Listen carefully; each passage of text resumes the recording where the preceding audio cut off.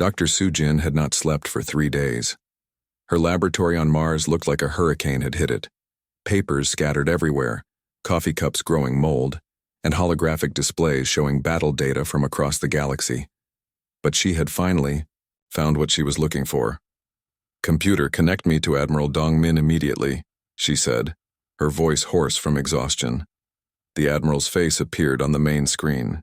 Behind him, military officers moved around with the controlled panic of people trying to manage a galaxy-wide war. "Dr. Sujin, please tell me you have good news. The human fleets are doing amazing work, but we need something bigger to end this war." "I found it, Admiral. The swarm's critical weakness." Dr. Sujin held up a data pad covered with calculations and diagrams. "The bioships aren't just adapting to our attacks. They're addicted to adapting. It's like a drug to them. They can't stop trying to evolve even when evolution hurts them." She activated her holographic display, showing a 3-dimensional model of a bioship's internal structure. "Look at this data from the recent battles. When our ships do something random, the bioships don't just ignore it. They have to try to adapt to it. They can't help themselves. It's built into their basic programming." Admiral Dongmin studied the rotating hologram. "So they waste resources trying to defend against fake threats?" "More than that. I think we can overload their entire system. What if we could make them try to adapt to everything at once? Not just our ships, but every ship in the galaxy, all doing different random things simultaneously." The Admiral's eyes widened as he understood the implications. "A coordinated chaos attack." "Exactly. I'm calling it the Pandemonium Protocol. Every species in the galaxy participates, but instead of working together in an organized way, we all work together to be as disorganized as possible." Within hours, Dr. Sujin found herself addressing the emergency session of the Galactic Council. The crystal dome on Vorthak Prime was no longer filled with confident aliens making speeches about their superiority. Instead, desperate representatives from dozens of species waited to hear if humanity had found a way to save them all. Kyle Thos introduced her with words that would have been unthinkable just weeks earlier.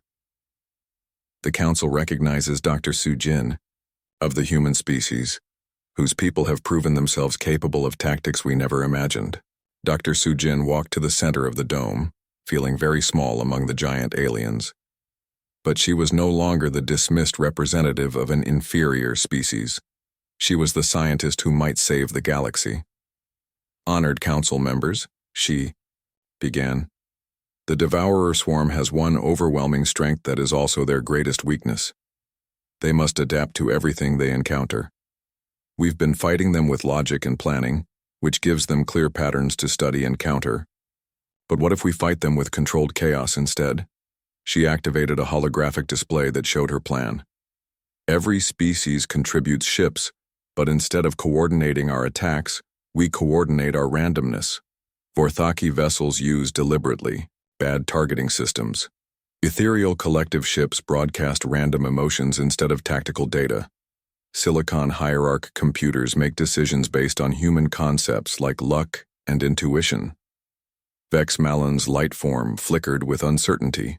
You're asking us to fight incompetently on purpose? I'm asking you to fight unpredictably on purpose. There's a difference. We're not trying to be bad at warfare. We're trying to be impossible to understand. The demonstration began with Captain Wu Jin's assault on a swarm command vessel. Instead of a direct attack, his ships began what they called the irritation campaign. Small human fighters buzzed around the massive bioship like annoying insects, doing everything possible to get its attention without actually causing serious damage. The human ships shot paper airplanes made of metal foil.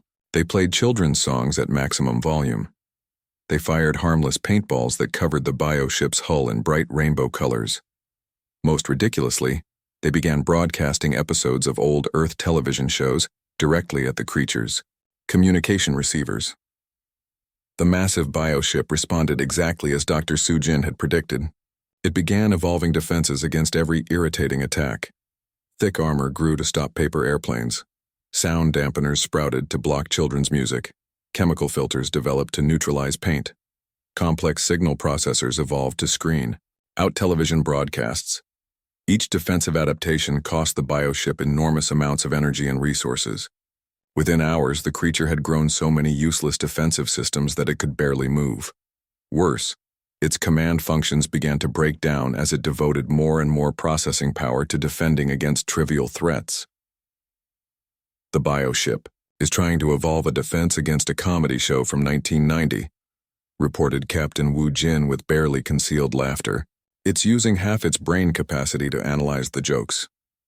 Across the galaxy, other species began implementing their own versions of the Pandemonium Protocol. Vorthaki ships, built for perfect accuracy, began using targeting systems that were deliberately calibrated wrong. Their shots scattered wildly across space, hitting nothing important but forcing bioships to waste energy on armor that protected against randomly placed hits. The Ethereal Collective stopped using their psychic coordination and started broadcasting what they called emotional noise. Instead of tactical plans, their mental network carried random thoughts, grocery lists, childhood memories, opinions about art, and complaints about the weather. Bioships trying to intercept their communications became confused by the complete lack of useful information. The Silicon hierarchs faced the greatest challenge of all. Their entire civilization was based on logical thinking and perfect calculations. Dr. Sujin had asked them to make decisions based on human concepts that their computers couldn't understand: hunches, gut feelings, and lucky guesses. "This is extremely difficult for us," admitted Zix-9, the Silicon hierarch representative. "Our computers do not understand what a gut feeling is. We do not have guts." "Then make something up," suggested Dr. Sujin. "Flip a coin, roll dice. Ask your computer to pick random numbers and then do whatever those numbers tell you to do." The results were spectacular. Silicon hierarch ships, previously predictable to the point of being boring, became impossible to anticipate. Their movements followed patterns based on mathematical constants, random number generators, and something they called artificial intuition, computer programs designed to simulate human hunches. Bioships that had learned to predict silicon hierarch tactics found themselves facing enemies that made no mathematical sense. How do you calculate a defense against an attack that's based on a computer's random guess about what might be lucky? Dr. Yunji, working from her command center in Seoul, coordinated the final phase of the Pandemonium Protocol. Every inhabited world in the galaxy began broadcasting simultaneously. Not military communications, but the most random collection of signals imaginable. "All planets, begin transmission of cultural chaos," Dr. Yunji announced. "Music, poetry, shopping lists, personal arguments, comedy shows, cooking recipes, sports commentary, and anything else you can think of. Fill space with so much random noise that the bioships can't process it all." The galaxy erupted in a symphony of chaos. Earth broadcast everything from classical music to death metal to recordings of babies crying. Vorthak Prime transmitted poetry readings in four-dimensional mathematics. The Ethereal Collective's homeworld sent out pure emotions: happiness, sadness, confusion, and the feeling of trying to remember where you left your keys. The effect on the Devourer swarm was immediate and catastrophic. Bioships across the Mwao galaxy began shutting down their adaptation systems, overwhelmed by the sheer amount of meaningless information they were trying to process. Some creatures tried to evolve defenses against music and poetry. Others attempted to develop immunity to grocery lists and sports scores. The bioship's greatest strength, their ability to adapt to any threat, had become their fatal weakness. Faced with infinite chaos, they couldn't adapt to anything. Their evolutionary systems crashed under the load of trying to defend against everything simultaneously. "Bioship movement is becoming erratic across all sectors," reported Captain Haywan from the front lines. "They're not retreating, they're just stopping. Like they've given up trying to understand what's happening." Dr. Sujin watched the real-time data from her laboratory on Mars. Across the galaxy, bioships were going dormant. Without their adaptation abilities, they were just large, vulnerable creatures floating in space. The swarm that had seemed unstoppable was finally starting to fall apart. "The Pandemonium Protocol is working," she announced to the Council. "The bioships are shutting down. Now we can destroy them with conventional weapons." For the first time since the war began, the galaxy's defenders had the advantage. The Devourer swarm, confused and overwhelmed by chaos they couldn't understand, had stopped being the unstoppable force that terrified advanced civilizations. Humanity had saved the galaxy not through superior technology or ancient wisdom, but through the simple art of being absolutely, completely, magnificently random. The giant crystal dome of Vorthak Prime sparkled under 3 different suns. Inside the massive building, hundreds of alien beings sat in floating chairs that moved through the air like magic. This was the Galactic Council, where the smartest species in the galaxy made important decisions. Kyle Toast stood at the center of the room. He was 12 feet tall with blue skin that glowed softly in the light. 4 powerful arms moved as he spoke, and thin tentacles on his head glowed brighter. When he got excited, as the leader of the Vorthaki people, his voice carried great weight in the council.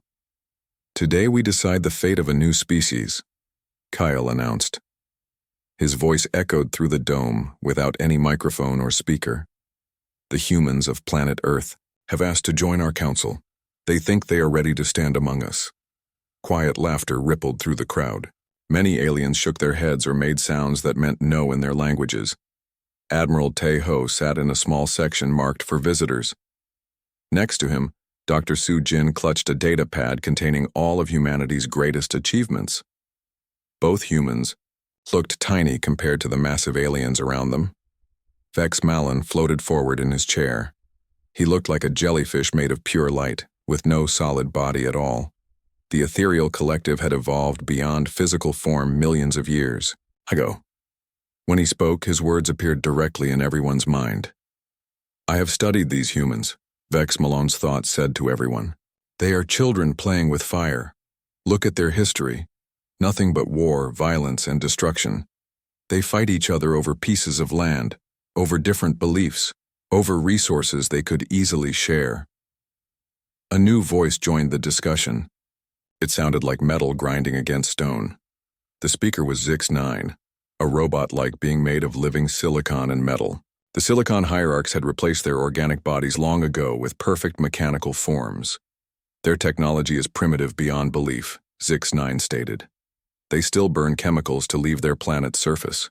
Their fastest ships take years to cross their own solar system. Their weapons are simple explosives and metal projectiles. We mastered these technologies when their species was still living in caves." Admiral Tae-ho stood up slowly.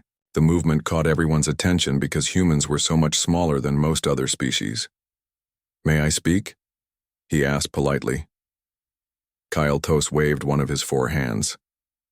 "The council will hear the humans' words, though they will not change our decision." Tae-ho walked to the center of the room. His military uniform looked plain compared to the flowing robes and energy fields worn by other species. "Honored council members," he began, "humanity may be young, but we have achieved much in our short time." Dr. Su-jin activated her data pad. Holographic images appeared in the air above Tae-ho's head.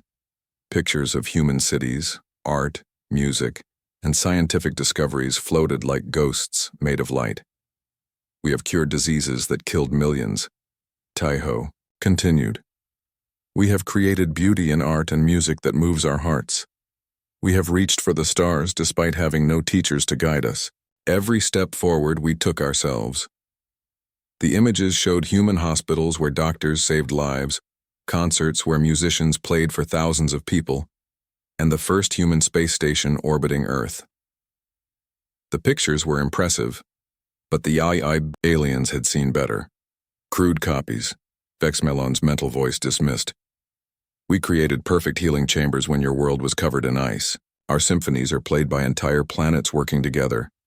Your space station would fit inside one room of our smallest ships." More aliens joined the criticism. A being that looked like a giant flower with eyes on its petals spoke in chemical sense that translators turned into words. "Their lifespans are so short. How can they learn anything important in only 100 years? Our children live longer than their entire civilization." "They polluted their own planet," added another voice. This came from a creature that seemed to be made of living water. "They cut down forests, poisoned oceans, and changed their climate. Any intelligent species protects its home world. Dr. Su Jin stepped forward. As a scientist, she understood the aliens' concerns. Yes, we made mistakes, she admitted, but we learned from them. We are cleaning our oceans and replanting our forests. We stopped using the worst polluting technologies. Mistakes teach us to do better. Too little, too late, Zix-9 responded. A truly advanced species would never make such errors. You prove your inferiority with every example. The voting began immediately. Representatives of 47 different species cast their votes.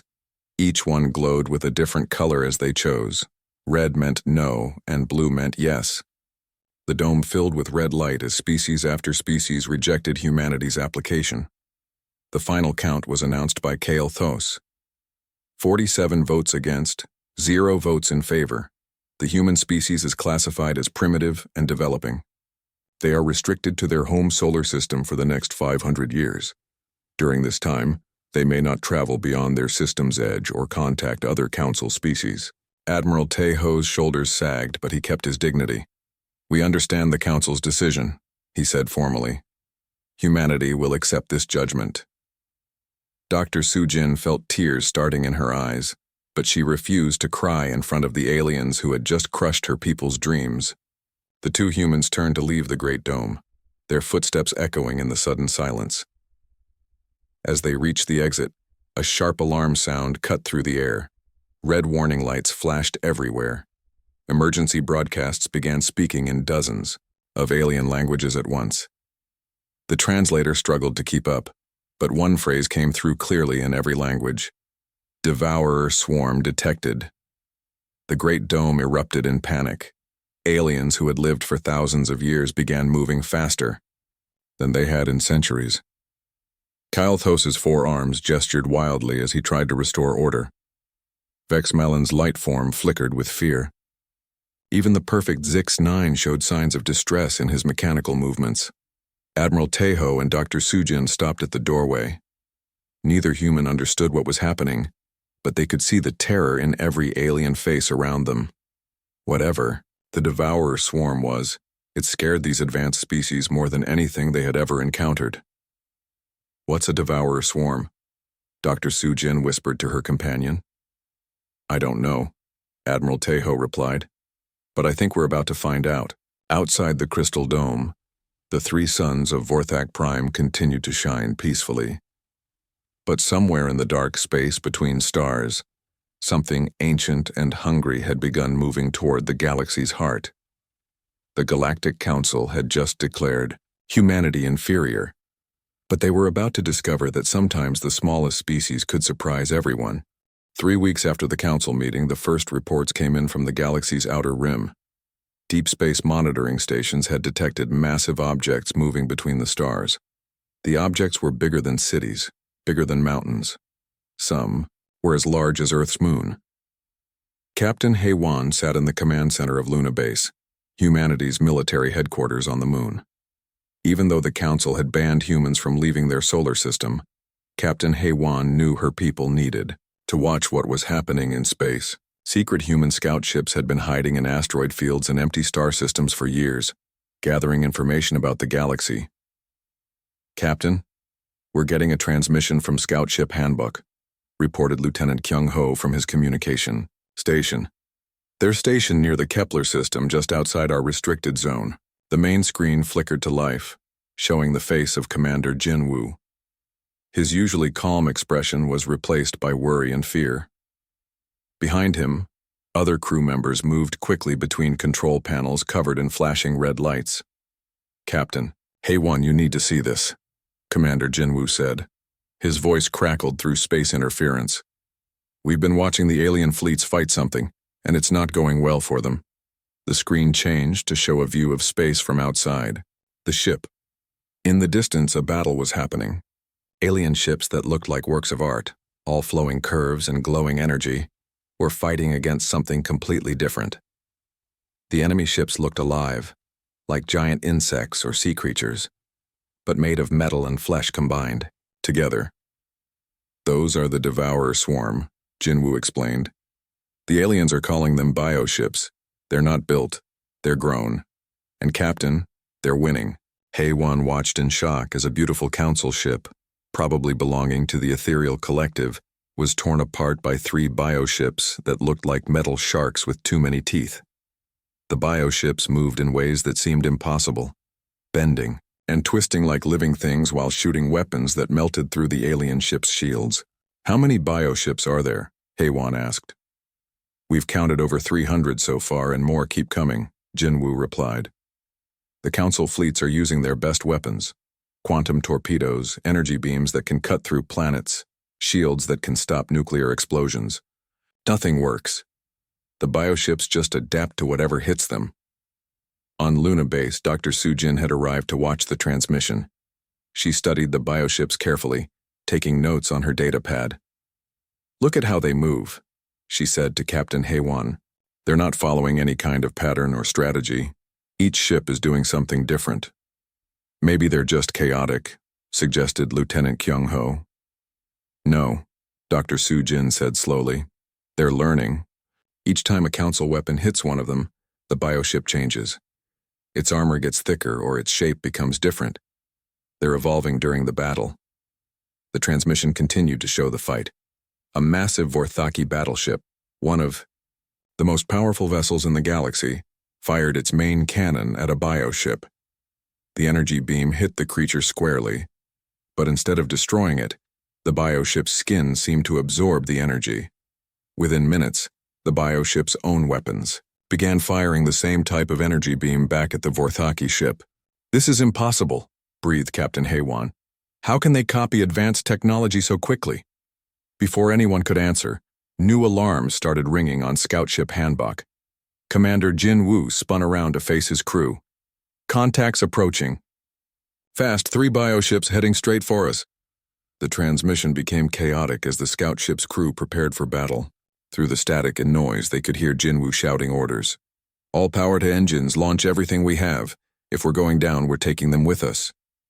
What happened next surprised everyone watching from Luna Base.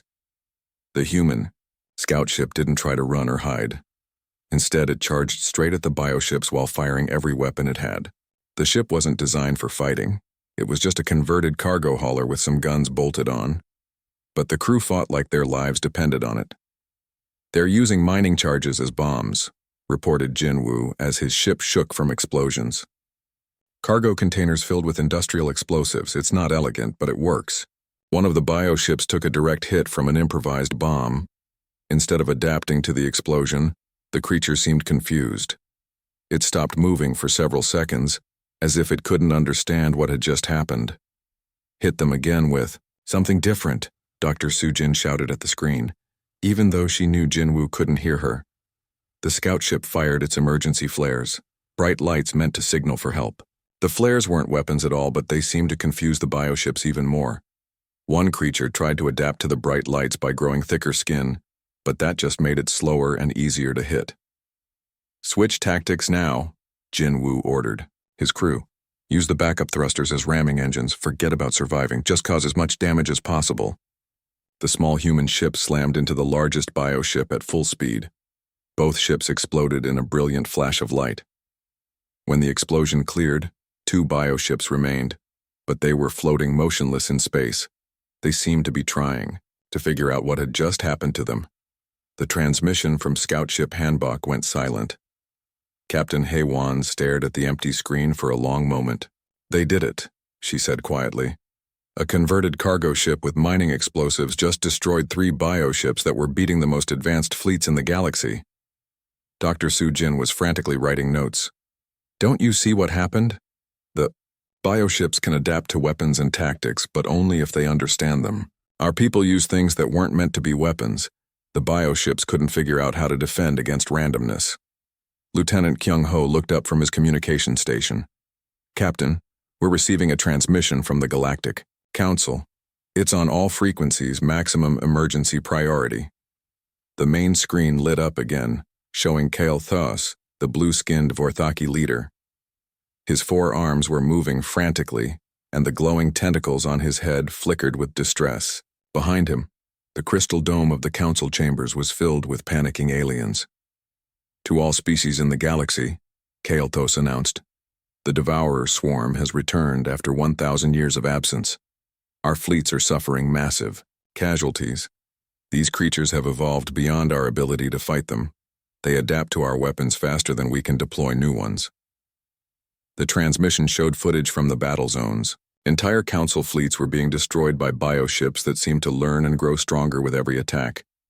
The beautiful, precise formations that the aliens used in battle were being torn apart by creatures that fought like wild animals, but learned like computers. We are calling upon every spacefaring species to assist in the defense of the galaxy. Kael'thas continued. Every ship, every weapon, every idea that might help us survive this crisis. The restrictions on travel and communication are temporarily lifted for all species willing to help fight the swarm. Captain Haywan looked at Dr. Sujin. Did he just ask for our help? The same council that called us primitive 3 weeks ago? Desperate times, Dr. Sujin replied. But maybe this is our chance. Commander Jin Wu and his crew proved something important today. Sometimes being primitive and unpredictable is exactly what you need. On the moon, in the command center of Luna Base, Captain Haywan began making plans.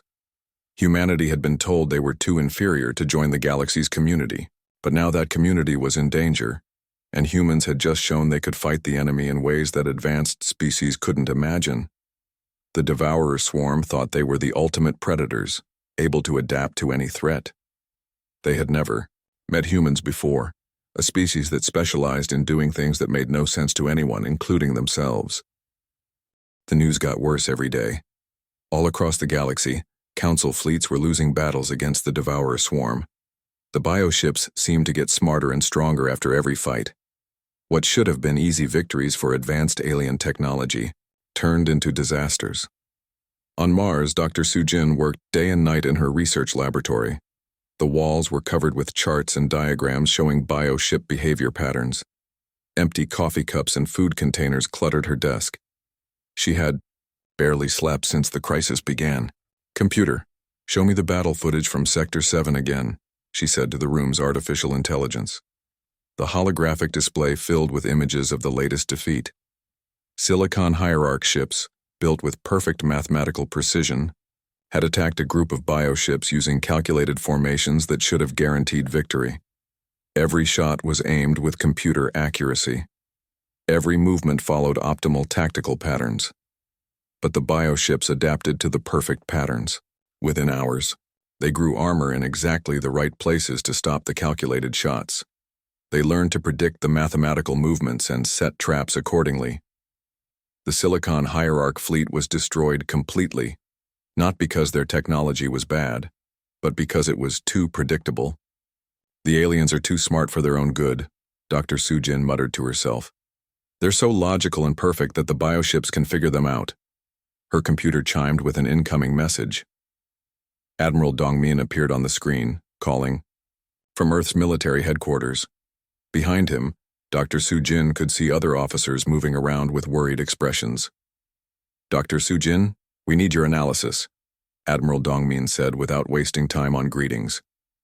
The Earth Defense Council is meeting in 1 hour to decide whether we should help the aliens. Some politicians think we should stay out of their war.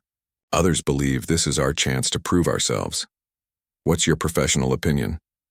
Dr. Sujin looked at her research data one more time. Admiral, if the swarm defeats the Council species, they'll come for us next. Earth is just another planet full of resources to them. But more importantly, I think we might be the only ones who can actually beat these things. Explain that. The bioships win by adapting to their enemies. They study attack patterns and develop defenses.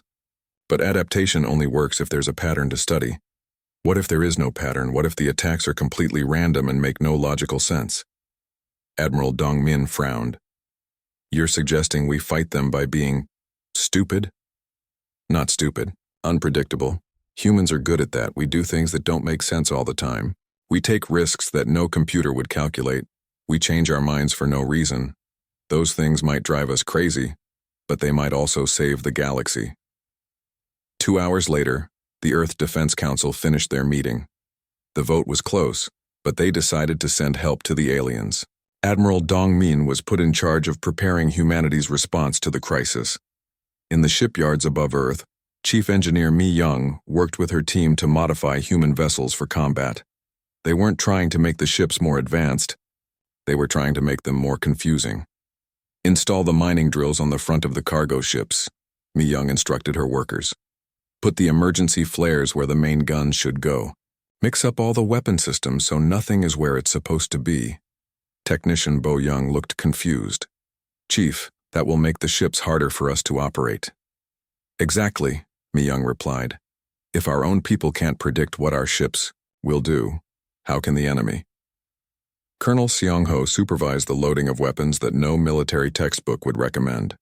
Fishing nets filled with explosives, paint guns loaded with corrosive chemicals, sound systems that could play music loud enough to damage equipment, emergency tools converted into weapons, everything that might confuse or annoy an enemy that expected logical military tactics.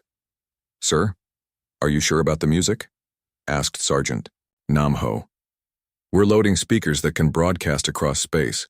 The playlist includes children's songs, classical music, heavy metal, and something called K-pop hits of the 2020s. If it confuses us, it'll confuse them, Colonel Seong-ho replied. Load it all. While Earth prepared its unconventional response, the war in space continued to go badly for the Council.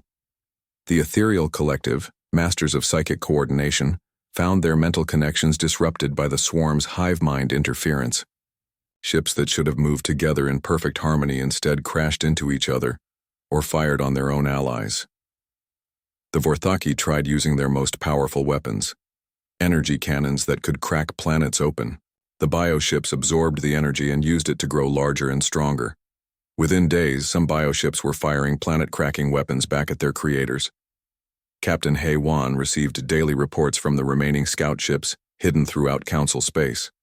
Each report was worse than the last. Entire star systems were being consumed. The bioships stripped planets bare of all metal and organic material, using the resources to build more of themselves. Captain, Lieutenant Kyung-ho reported from his station, "We're receiving a coded transmission from the Council leadership. It's addressed specifically to Earth." The main screen showed Vex Milan, the jellyfish-like being made of light. His normally calm mental voice was filled with something humans had never heard from him before: desperation. To the human leadership, Vex Milan's thoughts came through the translator. The Galactic Council formally requests immediate military assistance. Our previous judgment of your species was hasty. We may have been wrong about your capabilities. Any help you can provide would be greatly appreciated. Captain Hei-wan almost smiled. 3 weeks ago, this same alien had called humanity primitive and childish. Now he was practically begging for help. But she knew this wasn't the time for feeling superior. People were dying across the galaxy. "Lieutenant, send a reply," she ordered. "Tell them the first human relief force will arrive at the Centauri defense line in 48 hours. The human fleet that left Earth's solar system was unlike anything the galaxy had ever seen. 50 ships of different sizes and types, none of them matching any known military design. Converted cargo haulers flew next to modified research vessels. Old mining ships had been turned into carriers for small fighter craft. Even some civilian passenger liners had been armed with improvised weapons. Leading the fleet was Captain Hei-wan, in the command ship Seoul. Next to her flew Sergeant Bo-ra, a former street racer who had volunteered to pilot a converted racing ship in combat. Dr. Hyan Wu, a scientist who studied animal behavior, commanded a vessel loaded with experimental devices designed to confuse biological creatures. As the human fleet approached the war zone, they could see the battle already in progress. Council ships, beautiful and graceful, were being systematically destroyed by bioships that looked like nightmares come to life. Some bioships had grown spikes and claws. Others had developed energy weapons that glowed like infected wounds. All of them moved with the fluid grace of predators who had been winning for too long. "All ships, this is Captain Hei-wan," she announced, over the fleet communication system. "Remember the plan. No patterns, no logic, no predictable behavior. If it makes sense, don't do it. If it seems stupid, try it twice. Let's show these things what chaos looks like." The human fleet scattered in all directions. each ship choosing its own path and tactics. To the Council forces, it looked like the humans had no plan at all. To the bioships, it looked like insanity. But sometimes insanity was exactly what the galaxy needed. The first human ship to engage the enemy was Sergeant Bora's modified racing vessel, the Busan Lightning. She had painted bright pink stripes on the hull and attached extra engines that made the ship look like it was barely held together. To any reasonable observer, it was obviously not a military vessel. Bora flew straight toward the largest bioship in the area, a creature the size of a city that had just finished destroying a Vorthaki cruiser. The bioship turned its attention to this new threat, expecting another predictable attack pattern. Instead, Bora began flying like she was still racing through the streets of Seoul.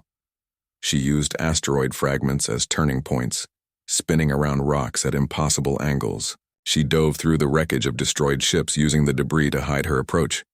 Most importantly, she kept changing direction for no apparent reason. Busan Lightning to all ships. Bora's voice crackled over the radio.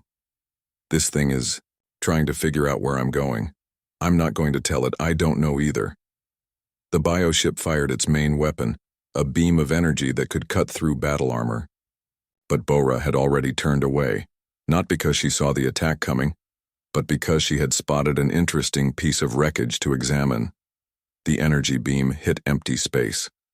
The bioship tried to adapt, growing new sensors to predict the racing ship's movements. But there was nothing to predict. Bora was literally making up her flight path as she went along, following whatever caught her attention at any given moment. Now I'm bored with this route, Bora announced to no one in particular. Let's try flying upside down for a while. She flipped her ship over and began flying in a pattern that looked like a three-dimensional figure eight. The bioship's targeting systems, evolved to track logical military formations, couldn't lock onto something that was essentially dancing through space.